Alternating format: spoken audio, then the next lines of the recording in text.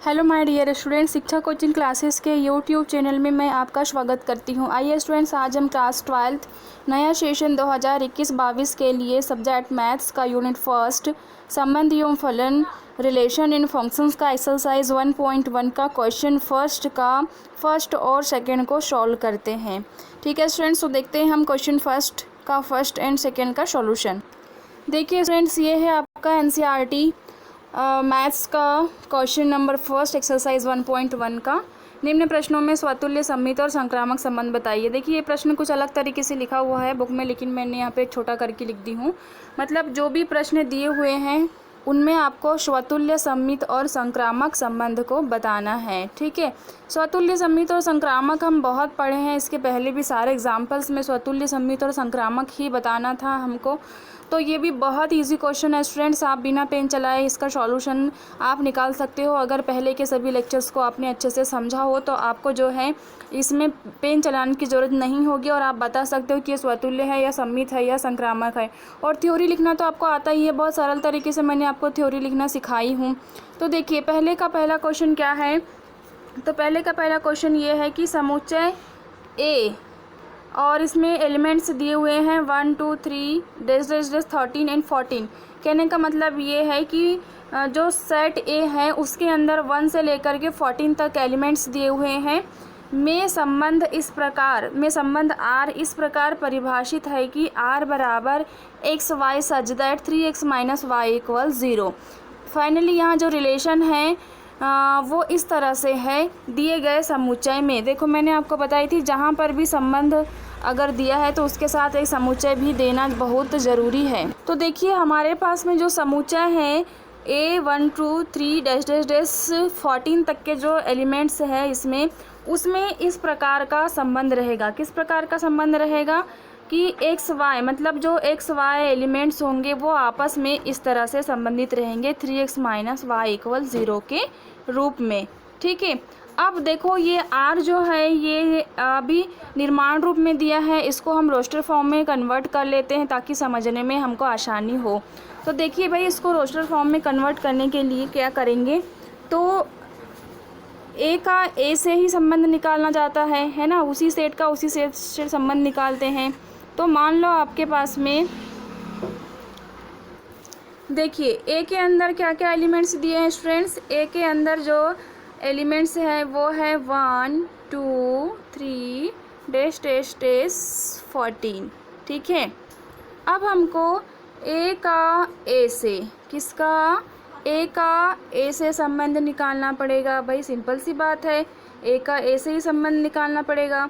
तो 1 2 3, ठीक है, डैश कहाँ तक के जाएगा, ये 14 तक के जाएगा। ठीक है, उसी प्रकार इसमें भी 1 2 3 4 5 6 7 8 9 10 11 13 12 13 14। ठीक है, आप सारे एलिमेंट्स को नहीं भी लिखना चाहते हो तो कोई ज़रूरी नहीं है लिखना, पर मैंने यहाँ पर आपको बता दी है ना।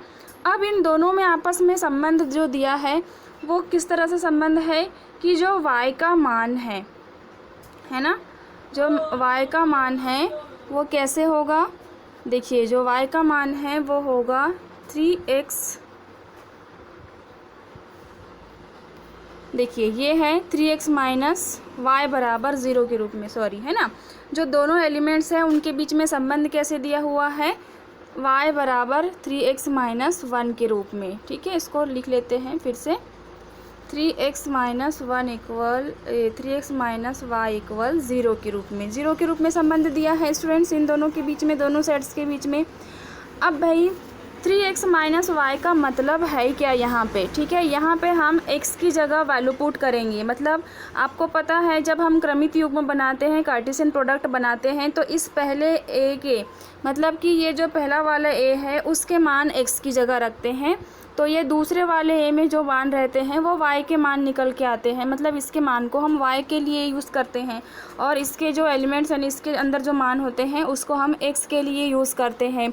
तो भाई सिंपल सी बात है, देखिए अगर हम इस समुच्चय का पहला अवयव रखते हैं किसकी जगह पे रखते हैं, x की जगह पे। तो देखो x की जगह पे हम इसी वाले संबंध में जो संबंध दिया है कि किस तरह से x और y के अवयव संबंधित होंगे, तो इस समीकरण से संबंधित है। तो यहाँ पे x की जगह हमने 1 रख लिए, तो 3x माइनस वाई इक्वल क्या हो जाएगा यहाँ पे 0। अब देखिए जब आप 3 का गुणा 1 में करोगे, तो 3 का गुणा 1 में करोगे तो क्या आएगा, 3 1 का 3 और माइनस वाई बराबर 0। फाइनली हम y को उस तरफ लेके जाएंगे, तो ये y माइनस में है, तो बराबर के उस तरफ जाकर क्या हो जाएगा, प्लस हो जाएगा। तो सिंपल सी बात है, यहाँ से y का मान क्या निकल के आया, 3 निकल के आया। कहने का मतलब ये है कि अगर हम x का मान 1 रखते हैं तो क्या आता है, 3। मतलब कि एक जो है वो किससे संबंधित है स्टूडेंट्स, 3 से संबंधित है। ठीक है, एक की जोड़ी किसके साथ बनेगी, 3 के साथ बनेगी।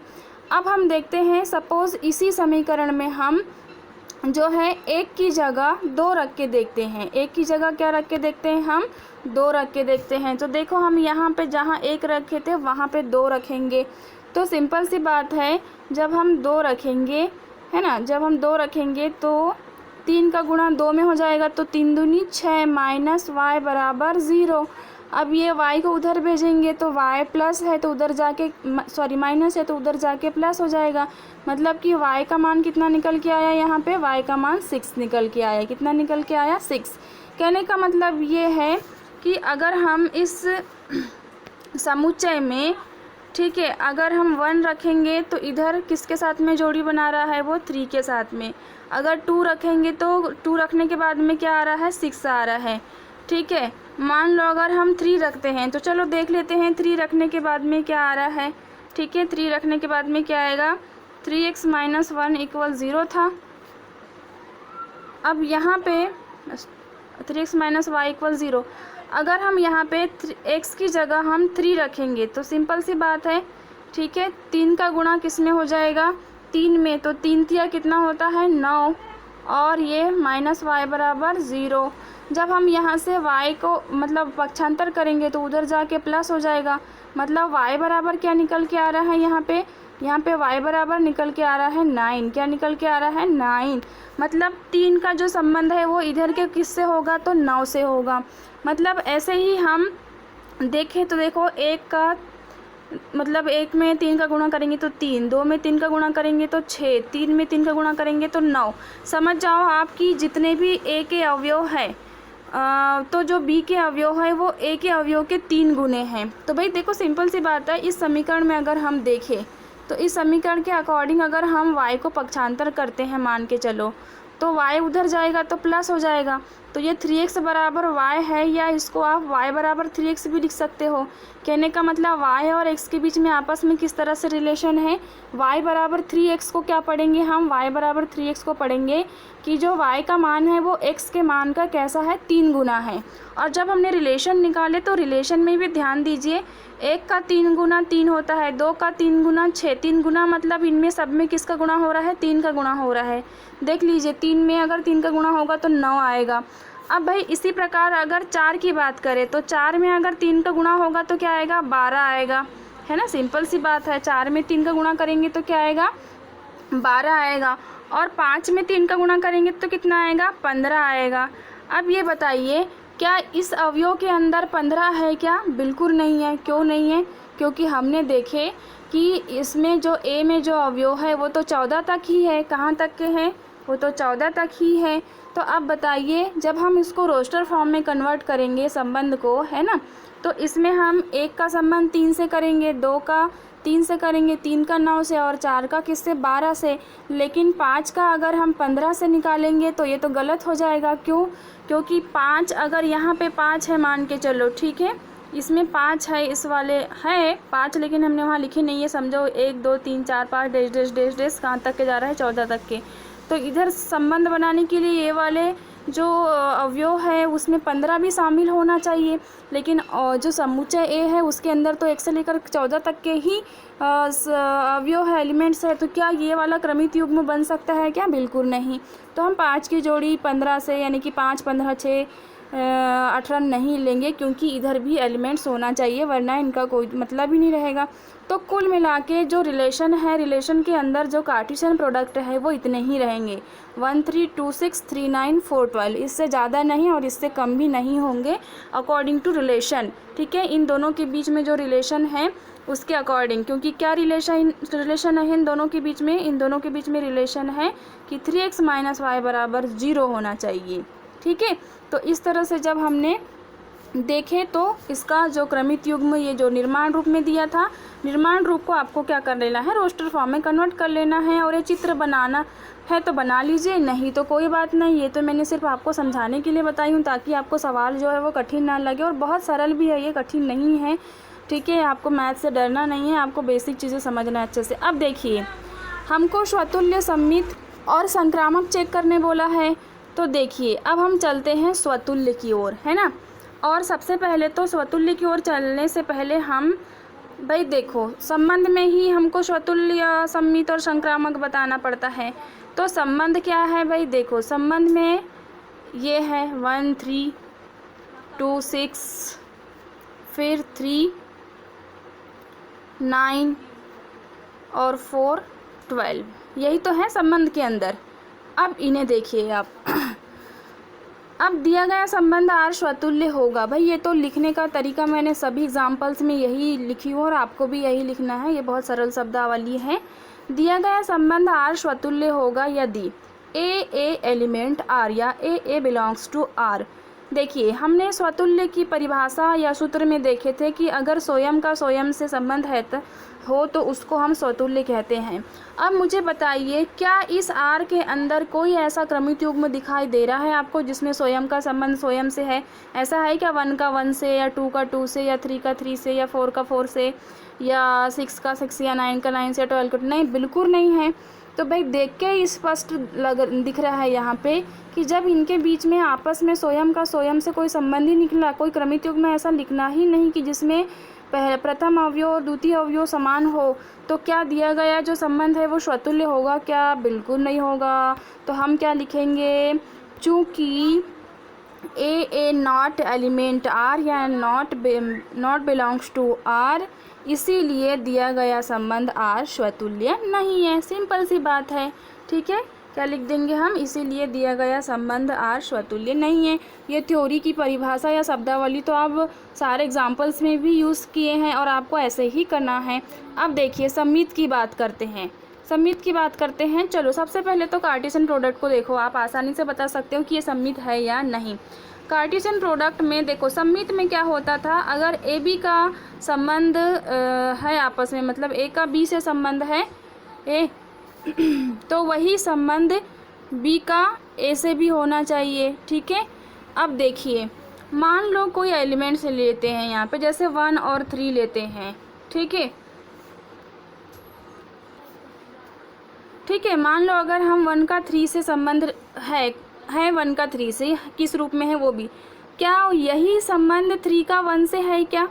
3 का 1 से? बिल्कुल नहीं है। देखिए, क्या ऐसा कोई कार्टेशियन प्रोडक्ट है R के अंदर जिसमें 3 का 1 से संबंध हो या 3 1 लिखा हो? बिल्कुल नहीं है। ठीक है, तो जब नहीं है तो ये सममित होगा क्या? बिल्कुल नहीं होगा। तो बस आपको बिना सोचे समझे डायरेक्टली लिख देना है कि चूँकि, ठीक है, दिया गया संबंध R सममित होगा यदि ए बी एलिमेंट R या बी ए एलिमेंट R। चूँकि, ठीक है, ए बी एलिमेंट R होगा, चूँकि यहाँ पे और की जगह चूँकि लिख लेना स्टूडेंट्स। ठीक है, चूँकि B A not element R या नॉट बिलोंग्स टू R, इसलिए दिया गया संबंध R सममित नहीं है, है ना। ए बी तो है belongs to R, A B belong करता है R को, लेकिन क्या बी ए R को बिलोंग कर रहा है कि नहीं कर रहा है? इसलिए नॉट बिलोंग्स या नॉट एलिमेंट R, तो दिया गया संबंध R सममित नहीं है। बस यही थ्योरी है। अब हम संक्रामक की ओर चलते हैं। चलो संक्रामक भी देख लेते हैं। देखो, संक्रामक में हमने सूत्र में पढ़ा था कि अगर ए बी का रिलेशन है आपस में, तो वही रिलेशन बी सी का भी होना चाहिए उसी में, उसी एलिमेंट्स के लिए, और फिर ए सी के लिए भी होना चाहिए। अब मान लो कोई भी 3 अवयव ले सकते हैं हम, है ना, 1 से लेकर के 14 तक के जितने भी एलिमेंट्स दिए हैं ना, उसमें 1 2 3 ले लो, या 2 3 4 ले लो, या 1 2 9 ले लो, या 1 2 12 ले लो, कुछ भी ले लो, बहुत सारे क्रमिक युग्मों में 3-3 एलिमेंट्स को ले सकते हैं। जैसे मान लो हम इनके अंदर चलते हैं, चलो 1 का 3 से है, मान लेते हैं ये AB है ना, मान लेते हैं हम ये AB है, 1 का 3 से है, बिल्कुल है। अब कहीं ऐसा है क्या 3 का किसी और से, देखिए ये है ना। चलो मान लेते हैं कि 3 का किसके लिए है, 9 के लिए है। अब देखिए जब 1 का 3 से संबंध है और 3 का 9 से है, मतलब B का C से है, तो एक A का C से होना चाहिए। कहने का मतलब क्या है, 1 का 9 से होना चाहिए, यही तो हुआ ना।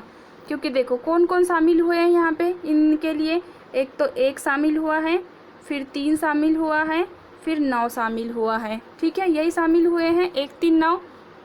तो देखिए 1 3 9 में अगर हम चक्री क्रम चलाएं तो A का B से मतलब 1 3, B का C से मतलब 3 9। अब A का C से मतलब 1 9 होना चाहिए, लेकिन क्या इस कार्टेशियन प्रोडक्ट के मतलब रिलेशन में जो कार्टेशियन प्रोडक्ट दिया हुआ है उसमें 1 3 तो है, 3 9 तो है, लेकिन क्या 1 9 नज़र आ रहा है क्या आपको, बिल्कुल नहीं। तो भाई जब कोई एक भी कंडीशन ना हो तो कहने का मतलब वो संबंध नहीं है, क्योंकि सभी को जो है वहाँ पे सत्य सिद्ध होना बहुत ही ज़रूरी है। तो अब बस सीधी सीधी लिख लीजिए, दिया गया संबंध R जो है वो संक्रामक नहीं है।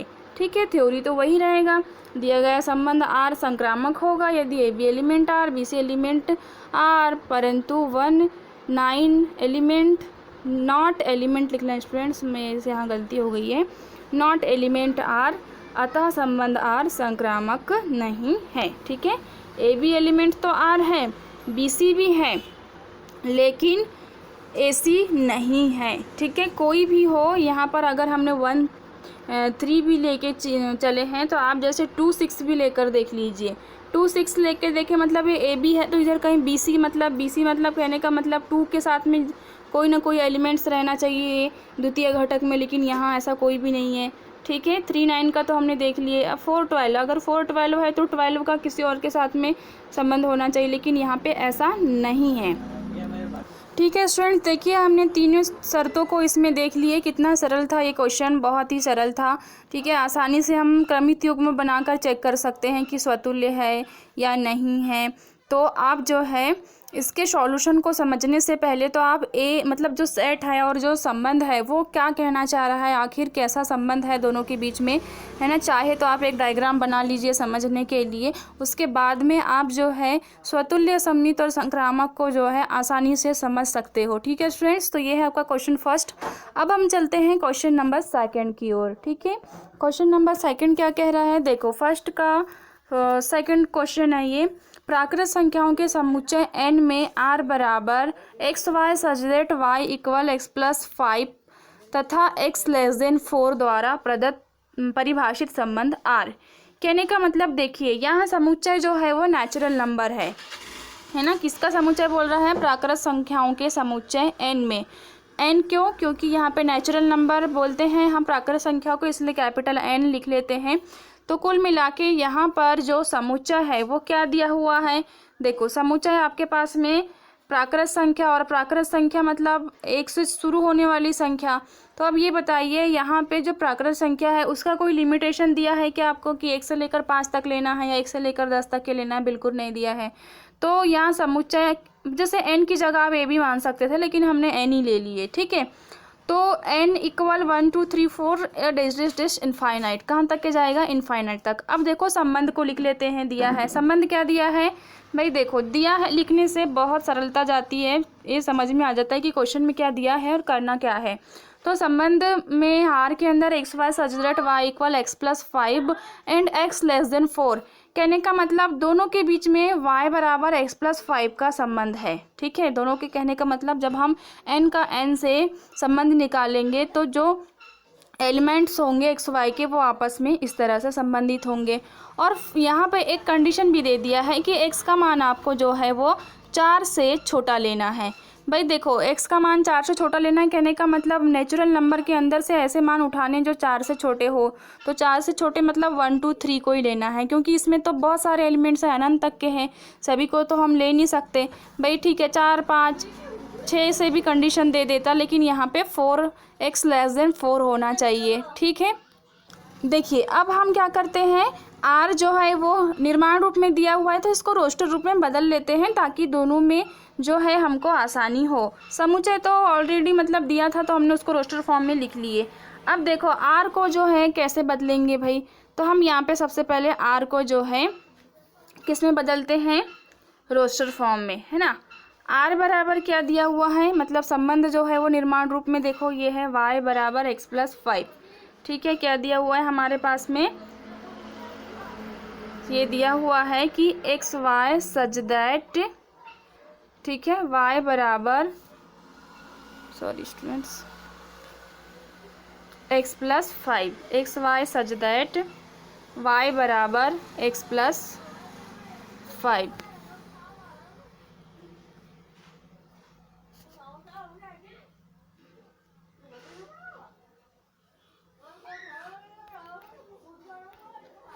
देखिए अब हम यहाँ पर क्या करते हैं, सीधे सीधे इसका मान लिख लेते हैं,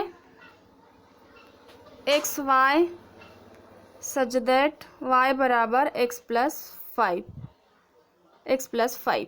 ठीक है, कहने का मतलब इसको उठाते हैं हम अलग, y बराबर x प्लस 5 को। देखिए नेचुरल नंबर मतलब कि समुच्चय के अंदर जो एलिमेंट्स है वो क्या रहेंगे, 1 2 एंड 3। अब यहाँ पर बात आती है कि हम n के अंदर के 3 अवयव ही क्यों लेंगे 1 2 3। भाई देखिए क्योंकि क्वेश्चन में लिमिटेशन दिया है कि x जो है लेस देन होना चाहिए किससे, 4 से, है ना। यहाँ पे लिमिटेशन दिया हुआ है संबंध में जो लिख के दिया हुआ है कि जो x है वो लेस देन होना चाहिए 4 से। तो लेस देन होना चाहिए कहने का मतलब हम 1 2 3 ही तो होते हैं जो 4 से छोटे होते हैं। तो चलो मान रखो जरा, देखो हम यहाँ पर जो है x की जगह 1 रखेंगे तो ये जोड़ेंगे तो 6 और 1 कितना जाएगा, 7, है ना। मान लो हमने x की जगह 2 रखे तो 2 धन 6 मतलब कितना आ जाएगा यहाँ पे 8, है ना। मतलब अगर हमने 1 रखे किसका मान, x का मान, तो y का मान कितना निकल के आया 7। अगर हमने 2 रखे तो y का मान कितना निकल के आया 8। अब सिंपल सी बात है 3 रखेंगे तो कितना निकल के आएगा 9। ठीक है, दिख ही रहा है, अगर हम यहाँ 2 की जगह 3 रखेंगे तो 6 और 3 कितना हो जाएगा 9। कुल मिला के अगर हम देखें तो आर के अंदर जो कार्टेशियन प्रोडक्ट है वो क्या होंगे भाई, वो होंगे 1 6 2 7 3 8 और 4 9। ठीक है, देखिए यहाँ पे बिल्कुल सिंपल है, कुछ भी कठिन नहीं है। यहाँ पे 1 धन 5 रखेंगे तो 6 आ जाएगा। ठीक है, फिर दूसरी कंडीशन में हम क्या रखेंगे, 2 धन 5 तो कितना आ जाएगा 7, फिर 3 धन 8 सॉरी 3 धन 5 तो कितना आ जाएगा 8, फिर 4 धन 5 तो कितना आ जाएगा 9। कहने का मतलब x का मान 1 रखे तो 6 आया, फिर 2 रखे तो 7 आया, फिर 3 रखे तो 8 आया, फिर 4 रखे तो 9 आया। क्या आप संबंध को यहाँ पे आसानी से जो है वो रोस्टर फॉर्म में कन्वर्ट कर पाए? बिल्कुल। देखिए क्वेश्चन को बहुत ही अच्छे से पढ़ना है, बहुत अच्छे से समझना है लॉजिकली। मैंने आपको बार बार इस बात पे जोर दिया है कि आप क्वेश्चन को पहले पढ़िए, उसको समझिए, तो बिना पेन चलाए आप सवालों के आंसर दे सकते हो। उसके बाद थ्योरी कैसे लिखना है, ये तो थ्योरी लिखने का तरीका मैं बता दूँगी सरल, देखो सरल तरीके से। देखो ये चित्र जो है ये डबल प्रिंट हो गया स्टूडेंट्स, तो इसको देख लेते हैं हम, थोड़ा अच्छा है ये। देखिए अब हमने यहाँ पे क्या किया, एक डायग्राम बना लिए, है ना। और डायग्राम बनाने के बाद में हमने क्या किया, यहाँ पे n के अंदर एलिमेंट्स ले लिए 1 2 3 4 5 6 डेस इनफाइनाइट। फिर इसमें भी 1 2 3 4 5 6 7 8 9 डेस इनफाइनाइट तक के जा रहा है। दोनों के बीच में संबंध है, चाहे तो आप एरो का चिन्ह ये ऐसा बनाओ या ना बनाओ, लेकिन हाँ बनाने से ये बहुत सरल लगने लगता है कि भाई दोनों के बीच में इसका संबंध है। तो जैसे हमने देखे 1 का संबंध किससे है भाई, 6 से है। देखो हमने बना दिए 1 का 6 से, फिर 2 का किससे है 7 से, फिर 4 का किससे है 3 का 8 से, फिर 4 का किससे 9 से। तो आप एक सिंपल सा चित्र बना लीजिए इस तरह से। अब हम थ्योरी कैसे लिखेंगे भाई, स्वतुल्य के लिए थ्योरी कैसे लिखेंगे। देखो मैं यहाँ पे आपको बार बार जो है लिख के इसलिए नहीं बता रही हूँ क्योंकि देखो शब्दावली मैंने एक ही यूज़ की हूँ। दिया गया संबंध आर स्वतुल्य होगा यदि, अब कब होगा, जब ए एलिमेंट्स आर होगा। ठीक है, अब ये बताइए ज़रा, इस संबंध में कहीं पर भी आपको ऐसा नज़र आ रहा है क्या स्वयं का स्वयं से संबंध है? बिल्कुल नहीं। ठीक है, स्वयं का स्वयं से संबंध है ही नहीं किसी भी अवयव का। भाई देखो, इसलिए हम सीधे सीधे यहाँ पे बिना सोचे समझे आसानी से लिख सकते हैं कि अतः संबंध आर स्वतुल्य नहीं है। यहाँ लिख सकते हैं अतः स्वतुल्य नहीं है। अब सम्मित की ओर चलते हैं। चलो सम्मित में देखिए यहाँ पे स्टूडेंट्स, है ना, सम्मित में क्या होता है, अगर ए का संबंध बी से है तो बी का ए से भी होना चाहिए। भाई सिंपल सी बात है। तो क्या ऐसा एलिमेंट्स है जैसे 1 का 6 से है तो कहीं 6 का 1 से नज़र आ रहा है? बिल्कुल नहीं। 2 का 7 से है तो कहीं 7 का 2 से नज़र आ रहा है? बिल्कुल नहीं। 3 का 8 से है तो कहीं 8 का 3 से नज़र आ रहा है? बिल्कुल नहीं। 4 का 9 से है तो कहीं 9 का 4 से नज़र आ रहा है क्या कहीं इसके अंदर? बिल्कुल नहीं। तो सीधे सीधे आप बिल्कुल डायरेक्टली लिख दीजिए कि दिया गया संबंध जो है वो सममित नहीं है। क्यों नहीं है? क्योंकि ए बी एलिमेंट तो आर है, बी ए एलिमेंट आर होना चाहिए, है ना। दिया गया संबंध आर सम्मित होगा यदि ए बी एलिमेंट आर तथा बी एलिमेंट आर। चूँकि बी एलिमेंट तो है ही नहीं, नॉट एलिमेंट है या नॉट बिलोंग्स टू है, नॉट एग्जिस्ट है, इसीलिए संबंध आर सम्मित नहीं है।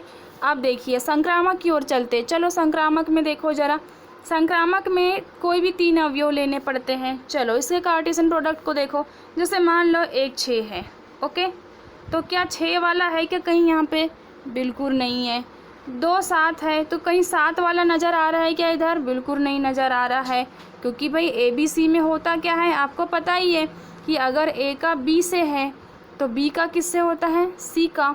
कहने का मतलब ये है कि अगर इसका अंतिम एलिमेंट्स अगर यहाँ 6 है तो कोई ऐसा कार्टेशियन प्रोडक्ट भी तो होना चाहिए जिसका प्रारंभिक एलिमेंट भी 6 हो, क्योंकि यहाँ भी तो बी है, यहाँ भी तो बी है, लेकिन यहाँ तो है ही नहीं ऐसा एलिमेंट्स। ठीक है, किसी की भी तुलना कर लो आप, 4 9 या 9 का किसी और के साथ में रिलेशन है ही नहीं यहाँ पे। तो सीधे सीधे आप लिख दीजिए स्टूडेंट्स। ठीक है, यहाँ पे A B belongs to R तो है, लेकिन B C not belongs to R है और ए सी भी नॉट बिलोंग्स टू आर है। तो यहाँ पे नीचे में आप लिख दीजिए कि अतः संबंध आर संक्रामक नहीं है। ठीक है, अतः संबंध आर संक्रामक नहीं है। तो ठीक है स्टूडेंट्स, कितना सरल था। बस 2 ही चीज़ें हैं, अवयव समुच्चय के अंदर क्या दिए हुए हैं ये पहले डिसाइड करना है, और संबंध किस रूप में दिया है, अगर निर्माण रूप में दिया है तो उसे आप रोस्टर फॉर्म में बदल लीजिए। और सबसे पहले तो स्वतुल्य में बिल्कुल दिमाग में रट लीजिए कि ए बिलोंग्स टू आर होना चाहिए। सम्मित में रट लीजिए कि A B belongs to R या B A belongs to R होना चाहिए। अगर दोनों कंडीशन लागू है तो ही सम्मित होगा। और संक्रामक में A B belongs to R है तो B C belongs to R और A C belongs to R भी होना चाहिए। अब देखिए मैंने यहाँ पे ए बी बी सी इसलिए ली हूँ क्योंकि देखो सभी एलिमेंट्स को हम तो चेक नहीं कर सकते, क्योंकि यहाँ बहुत सारे क्रमित युग्म हैं। अगर सभी के लिए लिखेंगे तो थोड़ा ये कन्फ्यूज़न क्रिएट हो जाएगा, क्योंकि बहुत सारे हैं यहाँ पे कार्टेशियन प्रोडक्ट। जैसे ऐसा भी लिखना पड़ेगा कि 1 6 बिलोंग मतलब 1 6 belongs to R but 6 1 not belongs to R, फिर 2 7 के लिए 3 8 के लिए, तो थोड़ा लंबा जाएगा, इसलिए आप सीधे सीधे फार्मूला लिख कर भी आप लिख सकते हो। तो देखिए मैं ये क्वेश्चन जो है अगर एग्ज़ाम में आए तो आप जो है बिना देखे या बिना इसको प्रैक्टिस किए जो है आसानी से अपने पेपर में बना सकते हो। बस आपको दिया है लिखना है, फिर सेट लिखना है, फिर आर का मान लिखना है। अगर रोस्टर में निर्माण रूप में है तो उसको रोस्टर में बदलना है, और उसके बाद सीधे सीधे नंबर डाल अच्छा ये डायग्राम भी बना लेना है अगर आपको लगता है कि बनाना चाहिए। वैसे नहीं बनाओगे तो आपके नंबर नहीं कटेंगे। उसके बाद में पहला नंबर डाल लीजिए, फिर दूसरा डाल लीजिए, फिर तीसरा डाल लीजिए, और सीधे सीधे लास्ट में लिख दीजिए कि ये संक्रामक नहीं है, ये सम्मित नहीं है, ये स्वतुल्य नहीं है। अगर क्वेश्चन ऐसा पूछता कि तुल्यता संबंध है तो लास्ट में लिख देते कि चूँकि दिया गया संबंध सममित स्वतुल्य और संक्रामक नहीं है अतः इसमें तुल्यता संबंध नहीं है। तो बस 2-3 चीज़ें ही इसमें चेंज है। तो आशा करती हूँ स्टूडेंट्स ये क्वेश्चन आपको आसानी से समझ में आया होगा। और ये स्वतुल्य, सम्मित और संक्रामक जो है ना, ये बहुत कठिन शब्द लगते थे, लेकिन कुछ भी नहीं है, बिल्कुल हलवा है ये, कितना सरल है, बस हमको समझना है लॉजिक लगा के। तो मैं मिलती हूँ आपको नेक्स्ट क्वेश्चन के सॉल्यूशन के साथ में। तब तक के लिए बाय बाय, सायोनारा।